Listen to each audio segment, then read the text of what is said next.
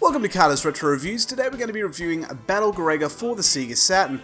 Now, I've been doing some thinking, and there's only two things that I really do well. One of them is play retro video games, obviously, and the other one is masturbating, and I feel like I can't do a video on masturbating, especially on YouTube, so that's kind of why I do retro reviews. But then I thought, maybe I can.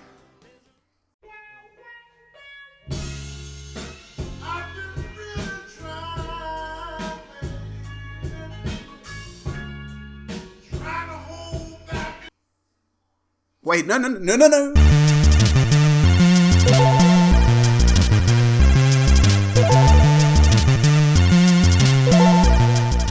Battle Garegga was developed by A-Ting/Rising and published by EA exclusively in Japan for the Sega Saturn in 1998. I need to state that I recently received a pseudo Saturn, so without that, being able to review this game wouldn't be possible. This game at the time of writing starts at roughly $150 US. You know, it's a real shame this game never came out in the West because it's a really good shoot 'em up, and it really would have helped the Sega Saturn. If this game was a trend of similar games with a serious marketing budget behind it, it would have helped the Sega Saturn be the sort of competitor we all dreamed it was. The story is the Federation approached Brian and Jason Wayne to produce military vehicles, and they accept. I think it goes without saying that the contract was profitable and there was no problems at all. Just kidding. The Federation created armies from the vehicles the Wayne brothers made to take over the country, and well, gosh darn it, it's up to Brian and Jason to take it all back. The presentation is sharp and really captures both the look of the genre and of the era. Everything looks great, and there's absolutely no fat. I did mention in my review of Don Pachi that shoot 'em ups have a template, and this simply takes all the right parts from that template.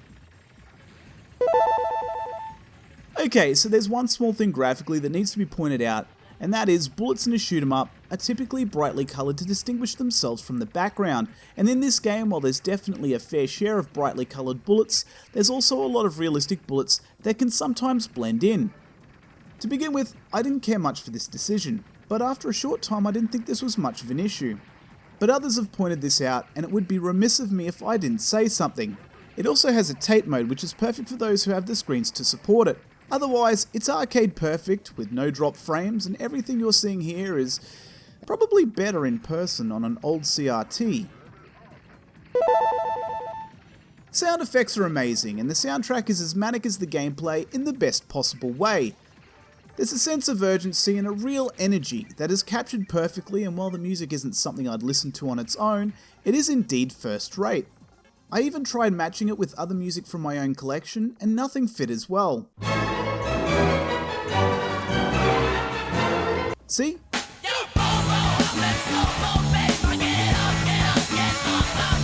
See what I mean?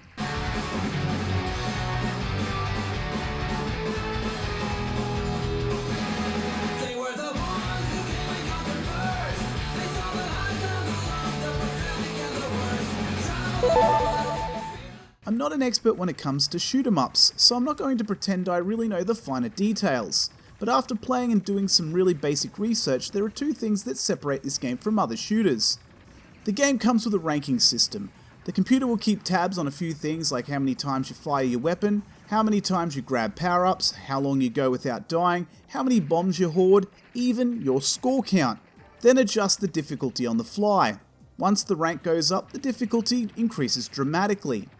The only way to rank down is, yes, you guessed it, dying. You can also collect up to 4 power-ups, and they can be changed to one of 5 presets. There are additional secret formations that can be accessed by dropping a certain number of power-ups before picking up the next. I will add that I initially didn't like this game. The moving around was really jarring, and it felt like the mechanic of moving in a greater space than simply the screen we see was gimmicky, and in the beginning was just guiding me into bullets. But with a little practice, I still suck, but I can make this aspect of the game work for me better, and it makes sense to have it there. The game handles well, and it ticks the box of being fun.